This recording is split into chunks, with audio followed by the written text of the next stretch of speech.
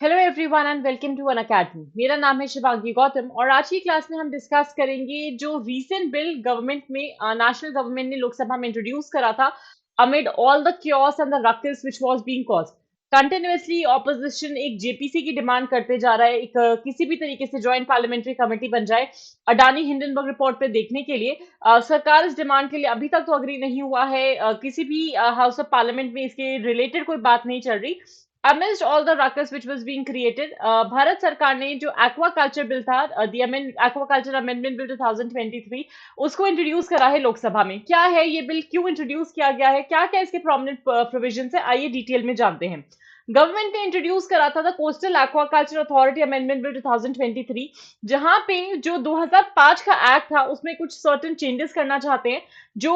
इस बिल को इंट्रोड्यूस किया गया था by the fisheries and animal husbandry and dairying minister, जो कि परषोत्तम रूपाला जी हैं। एंड ही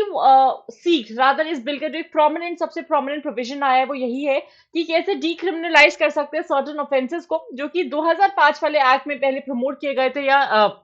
ऐड किए गए थे, ताकि ईज ऑफ डूइंग बिजनेस को प्रमोट किया जा सके। अगर हम इस बिल की बात करें, किस पर्टिकुलर चीज पे ये बिल हाईलाइट करना चाहता है, क्या क्या इसके सिग्निफिकेंट फीचर्स हैं, तो बिल सबसे पहले तो डीक्रिमिनलाइज करना चाहता है सर्टेन ऑफेंसेस को जो कि 2005 वाले एक्ट के तहत दिए गए थे, ताकि ईज ऑफ डूइंग बिजनेस को प्रमोट किया जा सके। नए forms of environment friendly coastal aquaculture को लेकर आना चाहता है, जहां पे वो चाहते हैं जैसे केज कल्चर हुआ, सीवीड कल्चर हुआ, मरीन जो ऑर्नामेंटल फिश कल्चर है, पर्ल ऑयस्टर कल्चर है, इन सब के थ्रू एडिशनल एम्प्लॉयमेंट अपॉर्चुनिटीज कैसे क्रिएट हो सकती हैं। So in the simplest of the terms, दो मेजर चीजें जिसपे ये बिल फोकस करता है, कैसे डिक्रिमिनलाइज कर सकते हैं सर्टेन ऑफेंसेस को और किस तरीके से एडिशनल एम्प्लॉयमेंट अपॉर्चुनिटीज को क्रिएट कर सकते हैं। इसी के साथ साथ फाइन ट्यून करना चाहता है ये बिल बहुत सारे ऑपरेशनल प्रोसीजर्स को, जो कि कोस्टल एक्वाकल्चर अथॉरिटी से रिलेटेड है, जहां पे एक स्पेसिफिक प्रोविजन आया है कि कैसे एंटीबायोटिक्स के यूज को कम कर सकते हैं, फार्माकोलॉजिकली जो भी एक्टिव सब्सटेंसेस हैं उनके यूज को कैसे प्रिवेंट कर सकते हैं या कम कर सकते हैं।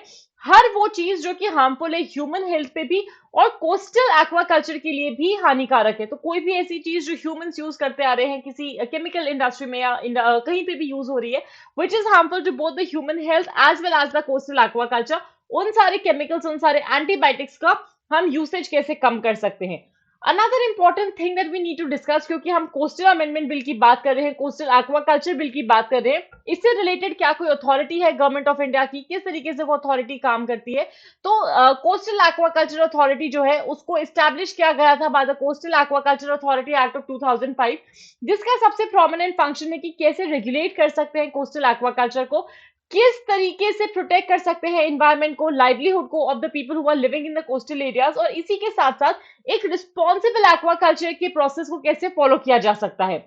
ऐसा नहीं है कि गवर्नमेंट पहली बार कुछ इनिशिएटिव्स लेकर आया है। एक्वाकल्चर से रिलेटेड, फिशरी से related already certain government intervention, government हस्तक्षेप जिसकी हम बात करते हैं, has already been in place. तो सबसे पहला आता है PMMSY, विच इज द प्रधानमंत्री मत्स्य संपदा योजना, जिसके तहत they want to develop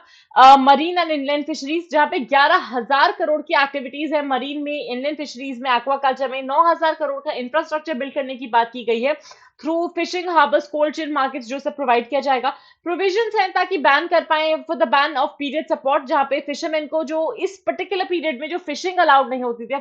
fishing permitted नहीं होती थी, उस पर्टिकुलर पीरियड को ही हटा दिया जाए। इसी के साथ साथ फोकस किया जाएगा इसमें हिमालयन स्टेट्स पे, आइलैंड्स पे और नॉर्थ ईस्ट पे और एस्पिरेशनल डिस्ट्रिक्ट पे। सेकेंड जो प्रोमिनेंट स्कीम आई थी that was the national fisheries development board scheme, जो NFDP जहां पे काम कर रहा है for the development of fisheries in the country, जहां पे इंटेंसिव एक्वाकल्चर पे काम किया जाएगा in the ponds and tanks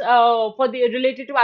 coastal aquaculture. इसका प्रोमिनेंट फोकस होगा ह्यूमन रिसोर्सेज डेवलपमेंट पे, along with that in deep C fishing पे, ट्यूना प्रोसेसिंग पे, ऑर्नामेंटल फिशरीज पे, इनोवेटिव प्रोजेक्ट्स पे, जो क्वालिटी सी डिसेमिनेशन प्रोग्राम्स है उस पे, along with that the cage and pen culture in the open water bodies, ताकि इन वन फॉर्म और द अदर हम कोस्टल एक्वाकल्चर के तहत जितनी भी प्रोमिनेंट फिशेज हैं या जो ऑर्नामेंटल फिशरीज होती हैं, जो हम एक्वेरियम वगैरह में सजावटी कलरफुल फिशेज होती है, उनके कल्चर को हम कैसे प्रमोट कर सकते हैं। सो आज की क्लास में मेरी तरफ से बस इतना ही। Stay tuned for more at Unacademy, like this video, share it as much as you can and do subscribe to Unacademy UPSC Unstoppable. Thank you so much and have a great day everyone.